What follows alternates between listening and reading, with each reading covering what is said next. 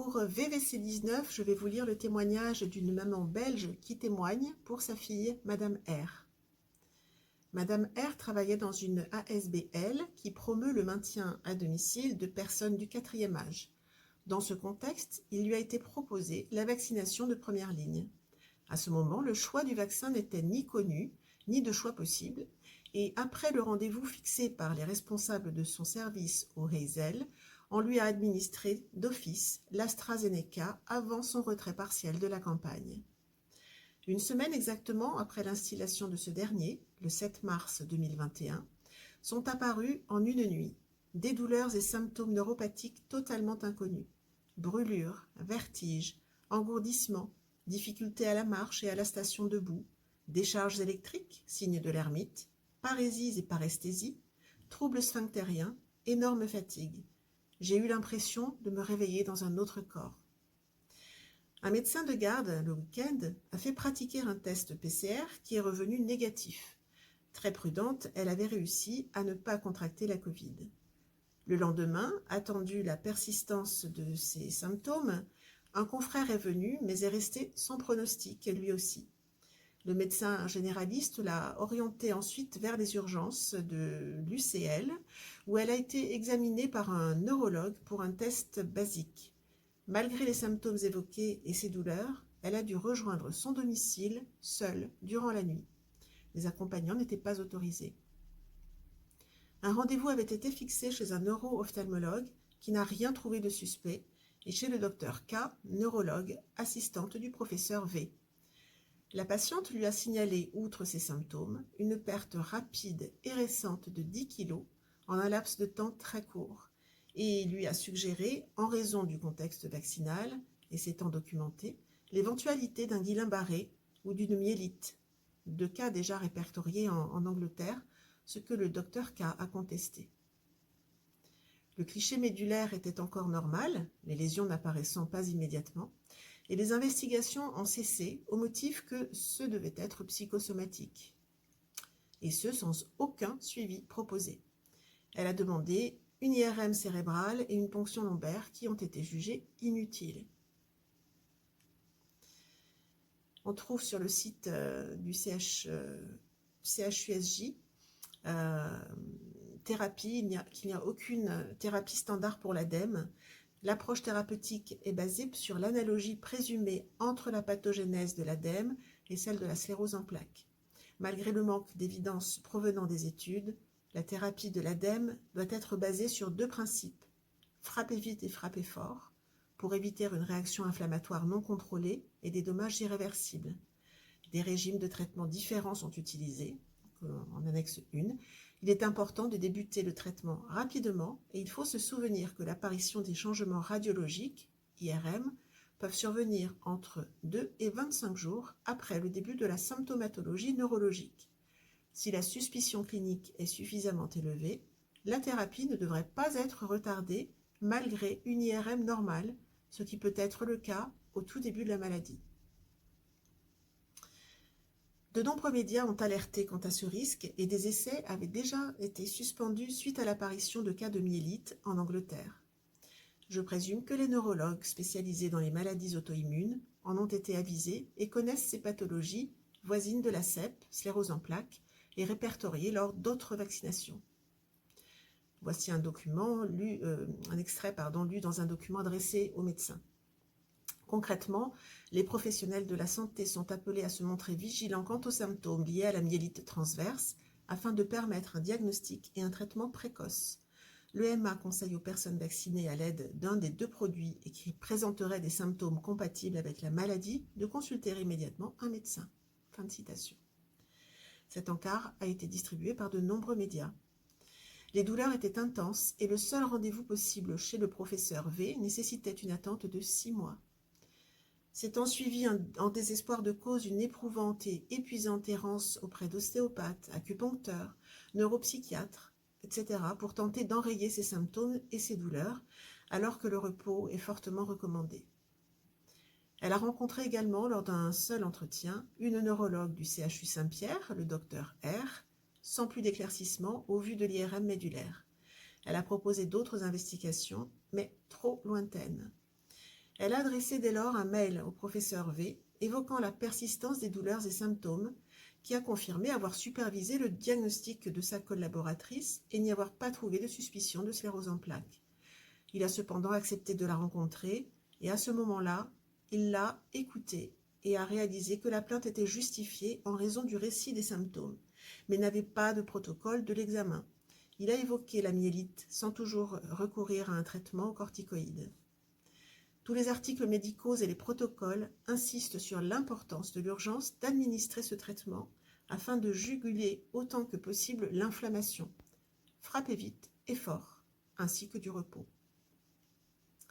Après une errance de plus de 3 mois, neuropsy, ostéopathe, acupuncteur et tout spécialiste des problèmes psychosomatiques, et suite à un week-end particulièrement pénible, elle a pu obtenir en urgence un rendez-vous chez le docteur B, neurologue à Erasme, qui actuellement encore s'occupe de son cas. Cette dernière s'est impliquée en demandant des examens sanguins, une ponction du liquide céphalorachidien, tous les potentiels évoqués, un examen urologique, 2 IRM cérébrales et médulaires. La seconde affichait cette fois une lésion démyélénisante qui permettait de suspecter une myélite transverse aiguë. Le diagnostic, assez semblable, s'est ensuite orienté vers celui d'une encéphalite aiguë démyélénisante post-vaccinale. 5 bolus de corticoïdes ont été administrés, trop tardivement sans doute, et n'ont pas eu d'effet. D'autres lésions sont apparues. Elle a ensuite reçu des échanges plasmatiques et est entrée quelques semaines en rééducation au CTR. À ce moment sont apparus également des signes de vascularite qui ont nécessité une nouvelle hospitalisation. Le diagnostic a été révisé et s'est orienté vers une atteinte d'encéphalomyélite aiguë disséminée, confirmée par une consultation à Gand et par un entretien visuel avec le professeur Papex de la Salpêtrière à Paris. Elle a reçu un traitement immunosuppresseur, le rituximab, et est rentrée à son domicile où elle suit un traitement de rééducation avec des kinésithérapeutes. Chez elle, où elle vit seule, son état nécessite des aides. Elle ne sait en effet plus ni marcher, ni conduire, ni bien sûr travailler. En ces moments de haute contagion et sous rituximab, elle est contrainte à rester seule à son domicile sans sortie ni visite, car il lui a été fortement déconseillé toute vaccination et tout risque de contagion. Malgré d'infinies précautions, elle a quand même contracté la Covid, ce qui a nécessité une nouvelle hospitalisation et a reçu du Paxlovid, mais elle a aussitôt perdu le bénéfice de tous les pénibles efforts de sa revalidation, sa rééducation.